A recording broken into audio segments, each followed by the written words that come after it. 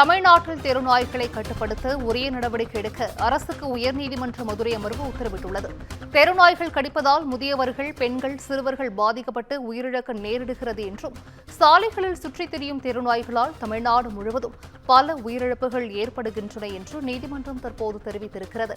கூடுதல் விவரங்களை செய்தியாளர் சிவக்குமார் வழங்கிட கேட்கலாம். சிவக்குமார், வணக்கம். தெருநாய்களை கட்டுப்படுத்துவதற்கு தற்போது உத்தரவானது பிறப்பிக்கப்பட்டிருக்கிறது. இது குறித்தான முழு விவரங்கள் சிவக்குமார். அதாவது மதுரை கே நகரை சேர்ந்த சரவணன்கிறவர் உயர்நீதிமன்ற மதுரை கிளையில ஒரு மனு ஒன்று தாக்கல் செஞ்சிருந்தாரு.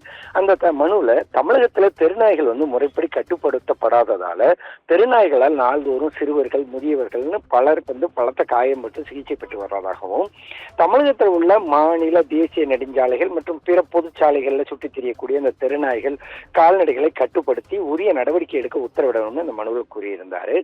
இந்த மனுவானது இன்னைக்கு நீதிபதிகள் எஸ்.எம். சுப்பிரமணியம், அருள்முருகன் அமர்வுல விசாரணைக்கு வந்ததுங்க.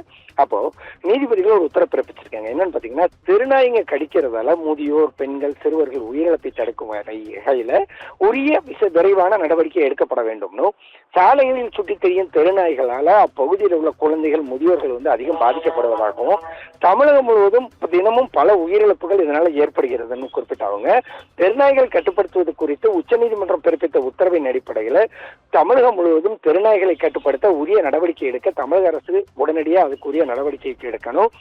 தமிழகம் முழுவதும் தெருநாய்கள் கட்டுப்படுத்துவதற்கு உரிய நடவடிக்கை எடுப்பது குறித்தும், சாலைகளில் சுற்றித் தெரியும் கால்நடைகள் தடுப்பது குறித்தும் உள்ளாட்சி அமைப்புகள், மாவட்ட ஆட்சியர்கள் உள்ளிட்ட அனைத்து துறை அதிகாரிகளுக்கும் தலைமைச் செயலாளர் சுற்றறிக்கை கடிதங்களை அனுப்ப வேண்டும் உத்தரவிட்டிருக்காங்க.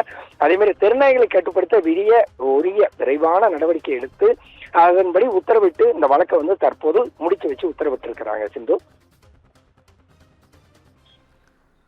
நன்றி சிவகுமார். விவரங்களை வழங்கியமைக்கு நன்றி.